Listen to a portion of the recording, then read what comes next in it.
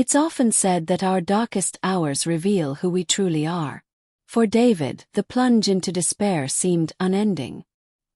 His life had unraveled bit by bit until he found himself standing amidst the ruins of a marriage he once thought unbreakable, a love he had trusted would last forever. When she walked away, suitcase in hand, she didn't just take her belongings. She took a piece of him, leaving behind only the hollow shell of the man he used to be. The silence after her departure was suffocating. Their home, once vibrant with laughter, warmth, and shared dreams, had become a graveyard of memories. Every room murmured reminders of all they had lost. Photographs, keepsakes, familiar scents, they mocked him. Their presence was a cruel testament to a past that now felt like a lie. Days bled into nights, and sleep became a stranger. His mind was haunted by her image, the betrayal gnawing at him like an unhealing wound. Anger simmered beneath the grief, a constant question echoing inside him. How could she abandon years of love and trust for a fleeting fantasy? David tried to outrun the pain through distraction. He buried himself in work, drowning the ache in meetings, deadlines, and empty hours staring at his computer screen. Friends offered kind words, shallow comforts meant to soothe, but they did little to fill the void. He drifted through life like a ghost, barely recognizing the reflection staring back at him in the mirror. His face was drawn, his eyes hollow, the spark of life seemingly extinguished. He was adrift in an ocean of regret, pulled under by the weight of his loss. Then one day, a flicker stirred inside him. Faint, fragile, like the first light of dawn after a long night. Standing before the mirror, he saw not only a broken man, but a challenge, a choice. He could let this destroy him, or he could reclaim the pieces of himself that had been lost. It was a reckoning, a sharp clarity. And so, David decided to rebuild. He began with small steps. He joined a gym, forcing his body to move, to sweat, to feel alive again. The ache reminded him he still had strength. Late-night takeout was replaced with home-cooked meals, nourishing not only his body but his soul.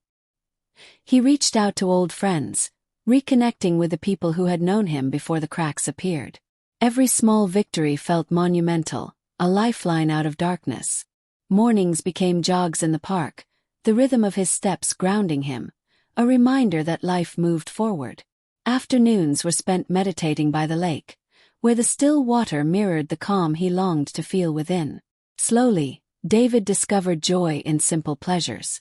Sunlight streaming through trees, the song of birds, the warmth of a cup of coffee. These little things became moments of peace. He poured energy into his career, immersing himself in projects that reignited his sense of purpose.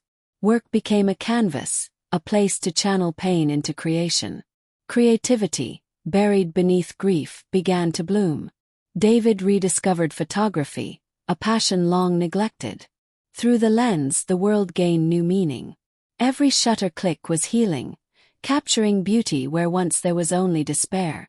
Landscapes, faces, fleeting glimpses of light, they all told stories, and David found comfort in telling them.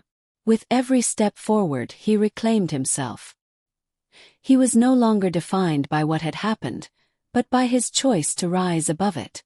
Amid the ruins of his heart, David rebuilt, brick by brick, becoming a stronger version of himself. Then came the return.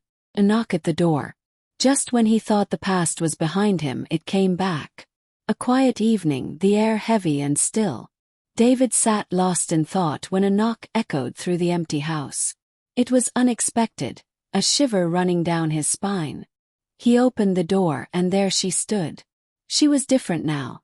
Smaller, fragile, a shadow of the woman he had loved. Tears streamed down her face, her once bright eyes now dimmed with regret. Her voice trembled with every word. "It wasn't what I expected," she whispered. "He wasn't you." The words hung between them, fragile and raw, threatening to shatter if spoken aloud. She had chased an illusion, believing the other side greener, but reality had been cruel. The life she thought she wanted had proven empty, fleeting, a mirage gone the moment she reached for it. Standing before David, she now faced the cost of her choices. She begged for forgiveness, her voice a torrent of desperation, each plea reopening old wounds. Falling to her knees, clutching her chest as if trying to hold herself together, she whispered, choking back sobs. "I made a mistake. The biggest mistake of my life." David remained still, memories and emotions colliding within him. He had spent years trying to move forward to rebuild himself.